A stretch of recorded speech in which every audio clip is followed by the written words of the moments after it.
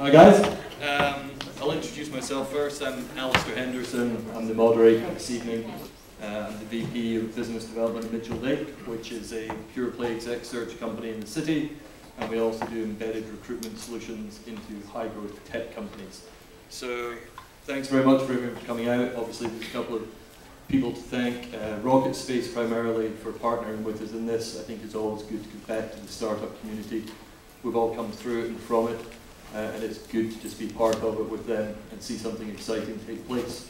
So, the panel we brought together, I think let's run through who we've got and why they're here. The topic's obviously making your first sales hire. We've all been there and done that. Sitting beside me here, we've got David Obrand. David is the Chief Customer Officer at Yammer. He also spent a number of years at Salesforce as the VP of Vertical Sales. And has seen it and done it, I suppose is the best way of putting it. Alan Tarkowski beside him. Alan's the VP of Sales at Gigya. He's been there since the early stages. They're a social infrastructure SaaS company. That Salesforce now is somewhere in the realm of, what, 50, 70 people across the board, probably, that you're heading up. And obviously, Alan's faced all of the challenges that many of you out there today will face along the journey you're now going through. Beside Alan, we've got Scinto. Gia's the talent partner in Andreessen Horowitz, heading up everything go-to-market, so she advises all of their portfolio companies on making their sales hires and that go-to-market strategy piece. And then Mitch Ferguson on the end is the VP of Business Development for Hortonworks. And Mitch, I think this is what, your 6th startup, so if you want to talk about scars on somebody's back, Mitch probably has all of them. So we're talking about first sales hire, and I think we're going to try and keep it high level. We only have an hour, so we'll cover off 4 or 5 high level topics mainly. When are you going to make that first sales hire? What's the role of the first salesperson actually going to be in your business? What's the right profile of the person for your company? Because I think it's going to differ depending on what industry you're in, what your target market is. How are you going to go about doing the best job of hiring that person? And then I think equally as important, how do you maximize that person's success, support them and retain them through the first 12, 24 months so you actually get the maximum return on the investment that you're making. So if we're all ready to go, we'll just jump into a first question, and maybe Mitch just pose this to you around timing.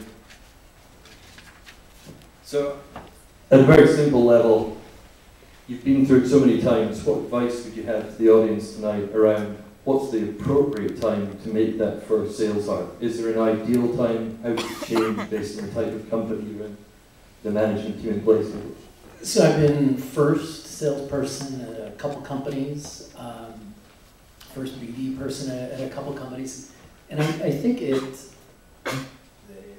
timing, the key role of your first salesperson or someone who's customer facing is the opportunity to listen to the market on what you think you're building and how hot you think it is and how cool you think it is. You're going to get real world feedback on whether or not it's cool, whether or not you're pricing it right, whether or not you're positioning it right, whether or not they think that it's relevant to what they're doing.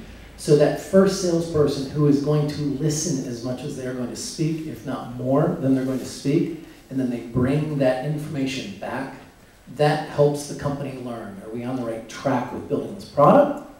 Do we need to change things? Are we positioned the wrong way? Or are there competitors we never thought about? So I've had AVC who has said, get your first 10 customers.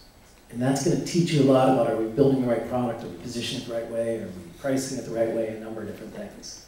Then get your next 30. And that's when you're going to begin to build your process to scale. Not only sales process, but product management process, engineering process, support process, all of that. And that's when you begin to understand, hey, we've figured it out, we've got the recipe, now we're scaling. But that first salesperson needs to help you figure out what that recipe is. And Gia, from your perspective? From my perspective, if you're a seed company, don't give out the Chief Revenue Officer title because that's ridiculous. The companies that I'm interfacing with are range from seed to Series A to Series B, and how do they know that they need a head of sales is generally because they do have a few customers and the CEO is feeling not as confident in his ability to close the deal. I think it's really important that the CEO is in the shoes, in the go-to-market shoes for as long as possible before you hire a head of sales, because you're walking it, you're living it, you know what your company needs, you know what it's taking to close customers. So many technical founders don't think that they know how to assess sales people. You cannot assess them like you do hiring engineers, so there's a whole different set of criteria when you assess a sales executive. But I think that if you, like Mitch said, you have a certain set of customers and then you have your second set of customers, and you probably need some more capital perhaps to hire that heavy one of these guys here. You might need a Series A to afford them, but there's a difference, right, between a VP of sales and a director of sales that's going to get you from 0 to 1, 2, 3, 4 million. And there's a difference between a head of sales that's going to get you from 10 to 100 million. And those are different profiles. And I would say spend a lot of time and just meet with as many go-to-market people as you can, regardless of their level, and just start talking to them and asking them about different sales models, and just try to retain as much information before you start recruiting. And Alan, you've obviously been through this a couple of times. Yeah, I concur with what Mitch had said about listening. Listening, having that skill in a salesperson to listen more than they talk is critical, especially when you are bound to the feedback that the market is going to give you, because that's probably one of the most valuable things that you can use and perhaps pivot on or take that insight, reinvest it into the product, service the business yourself. But having a high quality listener and somebody that you can trust to give that candid feedback to you is one of the biggest traits and qualities that I think can make an impact on that first hire, but then also will remain pretty steady as far as a quality that you'll look for in a salesperson throughout your sales hiring efforts. David, anything you'd like to add to the group so far? What they said. No, you know, the first salesperson is really the one you want to go out there and just validate your idea. Is to really just go out there and validate your idea. So, you know, as you think about engineering, it's a lot like science. You have a thesis, you go prove it or disprove it. You fail quickly and you iterate and you move on. Sales is the same way, and when you're a startup and you're at your seed funding round prior to the A round, you just want to go validate and you want to talk to a bunch of people. So when you think about the competencies that you want in that first wave of sales hires, you know, it's really to the point that's been made. You want somebody that can listen. You want people that understand both business value as well as technology, because you are going to get a lot of feedback. Some of it's going to be around user experience, some of it's going to be around feature function, but you also want to think through the architecture applications, especially in this day and age of mobile first. And Mitch, you were talking about some messaging, the positioning, the validation. Do you think that impacts the profile of the person that's best suited to being that first salesperson? I think David mentioned that having someone who understands technology, they don't have to be a programmer, but if they conceptually understand the technology, and from conceptually understanding that technology, they can begin to articulate potential value propositions. When you're going out making your first call, and you haven't spoken to anyone, you're testing value propositions. That's why listening is so important. So someone who can, it's probably not going to come from engineering, and I don't mean that at all negatively, but someone's going to say, look, I understand the technology enough, I've got enough vision or experience in selling to customers. I think if I test positioning or talking about this is what this product can do for you, am I on to the right thing or not? That's where you listen like mad then. So they might say you're totally off base. Okay, let me understand why I'm off base. And then you're going to feed that back into the whole process. Alan, anything to add to that? I agree with the testing of value propositions. It's critical to figure out, you've got a product that is some sort of input into an organization that creates some sort of value out to that organization, whatever that may be. So once you discern what that is, what's the messaging that's going to rattle your market to give you the time and attention that you likely deserve, and hopefully pay you for your stuff. And so, Gio, when you think about that, do you think companies often overlook some of these things that the first salesperson can bring to the table? I think some companies tend to look at it as, this is a person that means I don't have to sell anymore, and it can go and get us the first few deals in. How do you deal with the CEOs, maybe who are technical founders in the portfolio companies, and bring to light maybe the full scale of what that first salesperson may be capable of doing and the value they can bring outside of pure revenue generation? For us, we have been building up this network of executives, of engineers. The firm is a very different firm, the way we're structured, so it's all about building up these networks. And the networks are here for the portfolios to plug into to help them scale. So one thing that is a little bit unique about Andreessen Horowitz is we have this market development operating arm that is bringing the buyers of technology to our office. And these events are curated for the portfolios. So let's say it's Procter & Gamble and they're interested in big data, we'll run the big data companies in front of Procter & Gamble, and that's their opportunity to work on their go-to-market.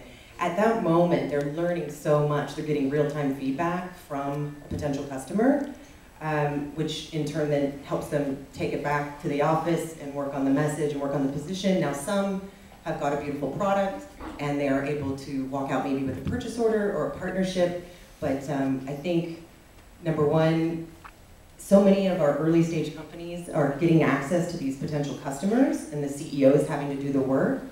So they sort of understand the trials and the tribulations of what a salesperson goes through. Now that's probably 70% of the portfolio. So I feel fortunate that by the time they get to me, they do have a decent overview of what the sales executive can bring. It's not just closing a set of customers. They know the complexity of the deal. But the other half that doesn't, or the other 30% that doesn't know, I think it takes longer. It takes longer for them to understand everything that a sales leader can bring. And so I'm just trying to think of an example without using names. I mean, for some, it takes 4 to 6 months before they have a clear view around how to measure sales and what they want this person to do in the first 100 days. It takes them about that long. Maybe, David, we can take that point and have you answer that. When you look at the first 100 days for a salesperson, what should the expectations be, and how do you ensure they're realistic and attainable while not at the same time being so simple that somebody's blowing the doors out from day one and you set yourself an unrealistic trajectory? Yeah, so I think it depends on the stage that you're in, right? If it's your first sales person, you have no revenue, you have no idea, to Mitch's point, how you're going to monetize it, to what extent you can monetize it. The goal needs to be first understanding the technology. So, we're in a different world, I think, of selling today. I think the traditional way we thought about enterprise sales 5, 10, 20 years ago, that you sell with on-premise technology doesn't work anymore today. It's a lot easier. All of you are here building companies. It's a lot easier to build companies now in the cloud than it was when you were building on-premise. And so there's a lot more competition out there. When you're in the cloud and customers are buying on subscription, they're transient by nature. At the end of the subscription, they can migrate their data and they can go to a new low-cost provider. They can go to somebody who has better innovation. So ultimately, what you really want to do is you want to make sure that your sales reps understand the technology, listen to prospects, go, to Alan's point, find somebody that'll actually pay for it. It's a big difference between people that'll use it for free versus actually pay you something for it. And then it's all about making them successful. So as you think about the competencies of the reps, it's, 7, 8, 9, 10 years ago, when Mitch and I first met, it was back in the, I guess, mid-90s, late 90s. You would just find anyone that could go get money from a customer, and that was good enough. Now it's not about that. It's really about making that customer successful with the technology and making it very sticky. So you want to hire somebody that has that technical aptitude to understand the product, can actually listen to customers, go get somebody to actually give them money, and then stay with the customer until they are successful with the deployment and they're actually getting value. The biggest thing that can really accelerate you and give you something to take to Gigya and her firm where they'll actually give you money is being able to have customers that will be referenceable and excited about what you bring them in terms of value. And once you can harness those customers to actually be your sales army, then the world gets a lot easier and people like Gigya will give you lots of money.